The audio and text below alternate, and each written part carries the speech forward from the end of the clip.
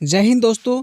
तो हम लोग देख रहे थे पॉलिटी क्वेश्चन और ये हमारा वीडियो जो है पार्ट 7 है और इसमें जो है पॉलिटी क्वेश्चन जो भी देखेंगे ये एमसीक्यू के फॉर्म में होंगे। तो चलिए देखते हैं क्या क्या क्वेश्चन है। देखिए पहला क्वेश्चन कह रहा है कि 1960 के पश्चात निम्न राज्यों का गठन किया गया, इनके गठन का सही क्रम क्या था? हरियाणा, सिक्किम, नागालैंड और मेघालय। ऑप्शन 1 2 3 4, ऑप्शन बी है 2 3 4 1, ऑप्शन सी 2 4 1 3, ऑप्शन डी है 3 1 4 2। इनका पूछ रहा है कि राज्यों के गठन का सही क्रम पूछ रहा है 1960 के पश्चात।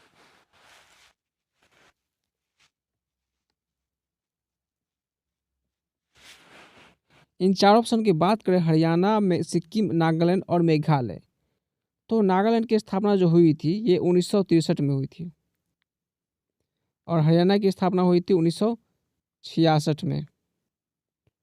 और बात करें सिक्किम, तो सिक्किम की तो स्थापना हुई थी कब?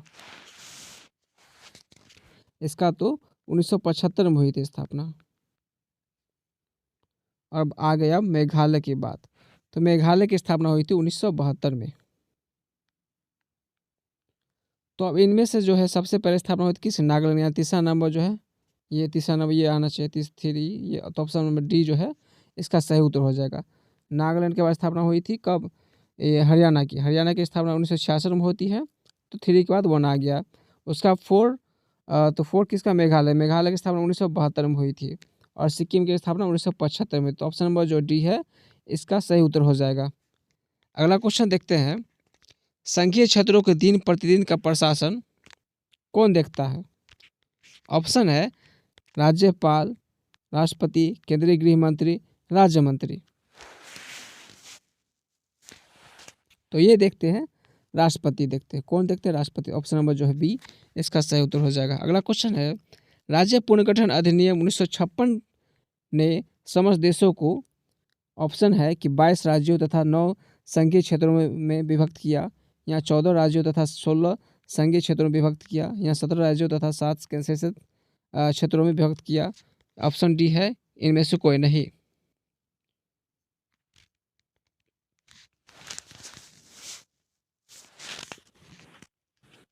क्वेश्चन पूछा, राज्य पुनर्गठन अधिनियम 1956 ने समस्त देशों को कितने भागों में बांटा, कितने भागों विभक्त किया? तो ये किया गया था 14 राज्यों तथा 6 संघीय क्षेत्रों में विभक्त किया गया था। कितने में? 14 राज्यों तथा 6 संघीय क्षेत्रों में विभक्त किया गया। तो ऑप्शन नंबर जो है बी इसका सही उत्तर हो जाएगा। चलिए देखते हैं अगला क्वेश्चन को, भाषा के आधार पर सर्वप्रथम गठित किए जाने वाला राज्य कौन सा था? ऑप्शन है पश्चिम बंगाल, आंध्र प्रदेश, तमिलनाडु और पंजाब। इनमें से कौन सा राज्य था जिसके भाषा के आधार पर सबसे पहले इसका गठन किया गया था? तो वो हमारा राज्य था आंध्र प्रदेश था। क्या था? आंध्र प्रदेश था। कौन सा राज्य? आंध्र प्रदेश। तो ऑप्शन नंबर जो है बी इसका सही उत्तर हो जाएगा।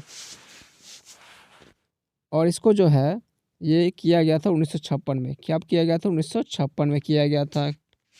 अगला क्वेश्चन है कि भाषा के आधार पर राज्यों का पुनर्गठन कब किया गया था? 1947 में। इसको तो ये तो अभी ही बताए हैं। 1956 में क्या किया गया? कब किया गया था? 1956 में किया गया था। किसको? तो आंध्र प्रदेश को किया गया था। तो भाषा के आधार पर राज्यों का पुनर्गठन कब किया गया था? 1956 को किया गया था। ऑप्शन नंबर जो है इसका सी जो है इसका सही उत्तर हो जाएगा। अगला क्वेश्चन है, वर्तमान समय में भारत में कुल कितने राज्य तथा संघीय क्षेत्र हैं? तो अभी वर्तमान समय की बात करें तो 29 राज्य और 7 संघीय क्षेत्र है। तो ऑप्शन नंबर जो है सी इसका सही उत्तर हो जाएगा। अगला क्वेश्चन है कि भारत की देशी रियासतों के विलय में जिन 2 व्यक्तियों ने महत्वपूर्ण भूमिका निभाई थी वह कौन थे? जवाहरलाल नेहरू थे, या फिर सरदार वल्लभ भाई पटेल, या वीपी मेनन, सरदार पटेल या राजेंद्र प्रसाद, या सरदार पटेल या के मुंशी। 2 व्यक्ति कौन थे जिन्होंने भारत की देशी रियासतों में को विलय करके उसको महत्वपूर्ण भूमिका निभाई थी? तो वो थे सरदार वल्लभ भाई पटेल और वीपी मेनन थे। कौन थे? सरदार वल्लभ भाई पटेल और वीपी मेनन थे। तो ऑप्शन नंबर जो है बी इसका सही उत्तर हो जाएगा। अगला क्वेश्चन है कि स्वतंत्रता के समय भारत में कितने प्रकार की राजनैतिक इकाइयां थी? ऑप्शन है 2, 3, 4 या केवल एक।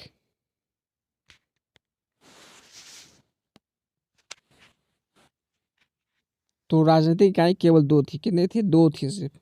ऑप्शन नंबर जो है ए इसका सही उत्तर हो जाएगा। संविधान भारतीय संघ को क्या नाम प्रदान करता है? इंडिया अथवा भारत, इंडिया अथवा भारतवर्ष, इंडिया अथवा हिंदुस्तान या इनमें से कोई नहीं।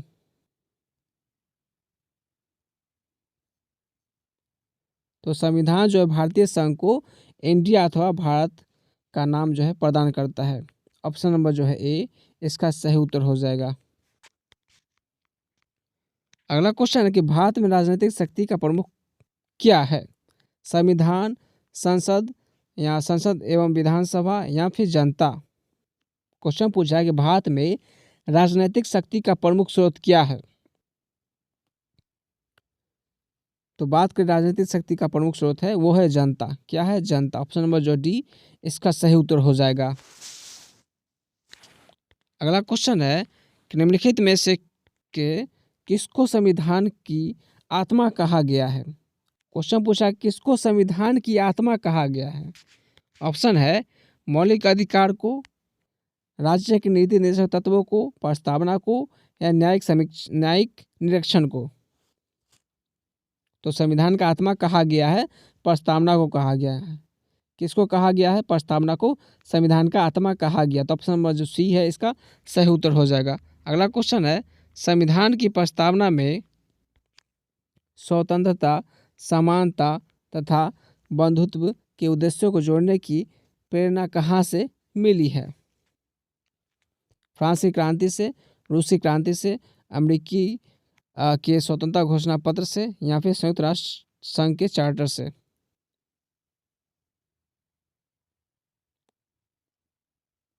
तो स्वतंत्रता, समानता और बंधुत्व के उद्देश्यों को जोड़ने की प्रेरणा हमें मिली है फ्रांस की क्रांति से। कहाँ से मिली है? फ्रांस की क्रांति से मिली। तो ऑप्शन नंबर जो ए इसका सही उत्तर हो जाएगा। अगला क्वेश्चन है प्रस्तावना में प्रयोग किए गए शब्द समाजवादी व धर्मनिरपेक्ष जोड़े गए हैं। 24वें संविधान संशोधन द्वारा जोड़े गए हैं या 29वें संशोधन द्वारा जोड़े गए हैं या फिर 42वें संशोधन द्वारा जोड़े गए या फिर 44वें संशोधन द्वारा जोड़े गए हैं। कौन से संशोधन द्वारा इसे जोड़ा गया? किसको? समाजवादी और धर्मनिरपेक्ष शब्द को जोड़े गए हैं।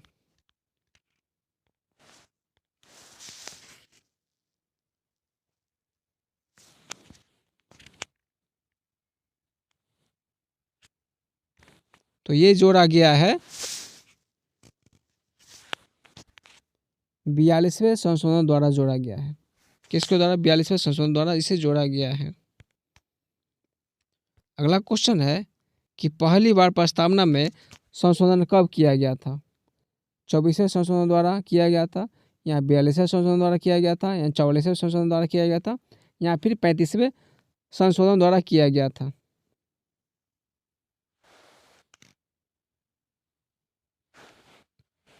तो पहली बार प्रस्तावना में संशोधन किया गया था 42वें संशोधन द्वारा किया गया था।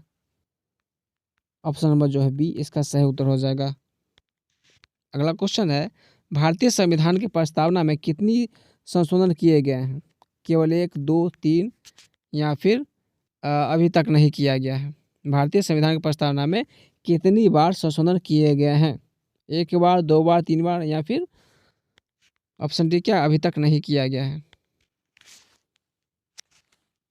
तो केवल 1 बार ही किया गया है। कब किया गया है? वो 42वां संविधान संशोधन में। अगला क्वेश्चन है संविधान के किस संशोधन द्वारा संविधान में समाजवादी, धर्मनिरपेक्ष तथा राष्ट्र की एकता व अखंडता शब्द जोड़े गए? 42वें संविधान संशोधन, 43वें, 44वें या 52वें? तो ये जोड़ा गया है 42वें संविधान संशोधन द्वारा। ऑप्शन नंबर जो है ए इसका सही उत्तर हो जाएगा। अगला क्वेश्चन है प्रारूप समिति के सामने प्रस्ताव किसने प्रस्तुत की? सरदार पटेल ने, डॉक्टर बी एन राव ने, डॉक्टर बी आर अम्बेडकर ने या जवाहरलाल नेहरू ने?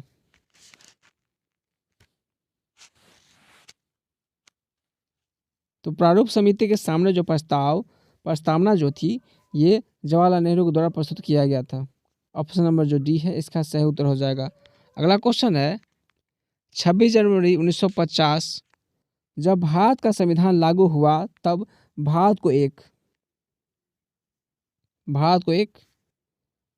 ऑप्शन ए है लोकतांत्रिक गणराज्य घोषित किया गया, ऑप्शन बी है प्रभुसत्ता संपन्न लोकतांत्रिक गणराज्य घोषित किया गया, और ऑप्शन सी है प्रभुसत्ता संपन्न धर्मनिरपेक्ष लोकतांत्रिक गणराज्य घोषित किया गया, और ऑप्शन डी है प्रभुसत्ता संपन्न समाजवादी धर्मनिरपेक्ष लोकतांत्रिक गणराज्य घोषित किया गया।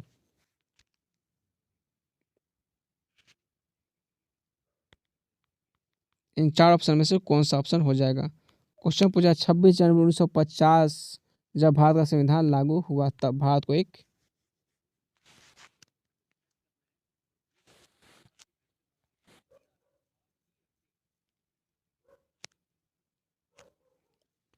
तो भारत को जो है ये ऑप्शन नंबर बी है इसका सही उत्तर हो जाएगा, यानी प्रभुसत्ता संपन्न लोकतांत्रिक गणराज्य घोषित किया गया था 26 जनवरी 1950 के संविधान लागू होने के बाद।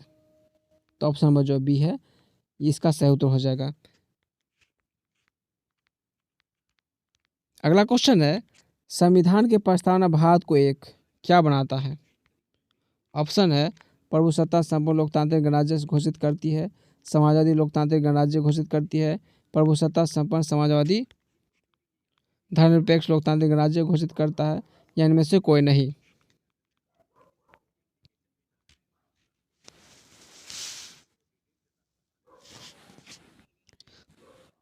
तो इसका उत्तर हो जाएगा ऑप्शन नंबर सी, प्रभुसत्ता संपन्न समाजवादी धर्मनिरपेक्ष लोकतांत्रिक गणराज्य घोषित करता है। ऑप्शन नंबर जो सी है इसका सही उत्तर हो जाएगा। अगला क्वेश्चन है संविधान भारत को एक धर्मनिरपेक्ष राज्य घोषित करता है जिसका अभिप्राय यह है कि यह यहाँ धार्मिक पूजा वर्जित है या राज्य धर्म को प्रोत्साहित करता है। ऑप्शन सी कह रहा है कि राज्य धर्म को व्यक्ति का निजी मामला मानता है और धर्म के आधार पर कोई भेदभाव नहीं करता। ऑप्शन डी कह रहा है इनमें से कोई नहीं।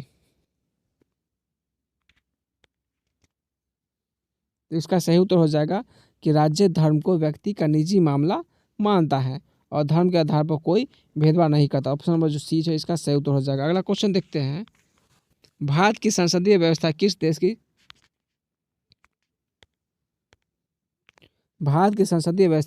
की संसदीय व्यवस्था पर आधारित है? कनाडा, ब्रिटेन, फ्रांस या अमेरिका? तो हमारा संसदीय व्यवस्था जो है ये ब्रिटेन से लिया गया। कहाँ से? ब्रिटेन से। तो ऑप्शन नंबर बी जो है इसका सही उत्तर हो जाएगा। अगला क्वेश्चन है भारत का संविधान है क्या है? कठोर है, लचीला है, कुछ कठोर तथा कुछ लचीला है, या इनमें से कोई नहीं?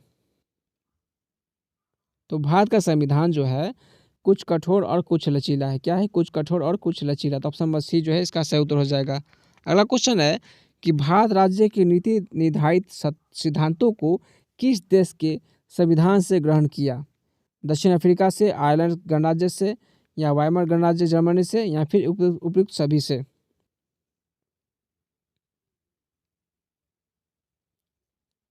तो नीति निर्धारित सिद्धांतों को जो है ये आयरलैंड के संविधान से लिया गया। कहाँ से लिया गया है? आयरलैंड के संविधान से लिया गया। तो ऑप्शन नंबर बी जो है इसका सही उत्तर हो जाएगा। अगला क्वेश्चन देखते हैं कि संविधान निर्माताओं ने कौन सा लक्षण अमेरिका के संविधान से ग्रहण किया है? न्यायिक समीक्षा, मौलिक अधिकार, या सर्वोच्च न्यायालय के न्यायाधीशों के पद से हटाने की विधि? और ऑप्शन डी कह रहा है उपयुक्त सभी।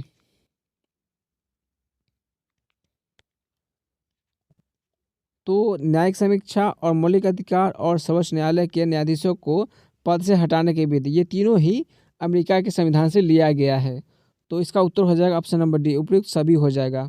अगला क्वेश्चन है भारतीय संविधान का कौन सा भाग प्रेस की स्वतंत्रता को सुनिश्चित करता है? तो ये एक ऑप्शन है कि अनुच्छेद 21, अनुच्छेद 20, अनुच्छेद 19, अनुच्छेद 18। कौन सा अनुच्छेद जो है, कौन सा भाग जो है वो प्रेस की स्वतंत्रता को सुनिश्चित करता है? तो वो अनुच्छेद हो जाएगा हमारा अनुच्छेद 19। क्या हो जाएगा? अनुच्छेद 19 जो है वो प्रेस की स्वतंत्रता को सुनिश्चित करता है। ऑप्शन नंबर सी जो है इसका सही उत्तर हो जाएगा। तो दोस्तों आज का वीडियो यहीं पर रहने देते हैं। तो आज का पोएट्री यहीं पर समाप्त होती है। फिर हम अगले वीडियो में अगले क्वेश्चन के साथ फिर मिलते हैं।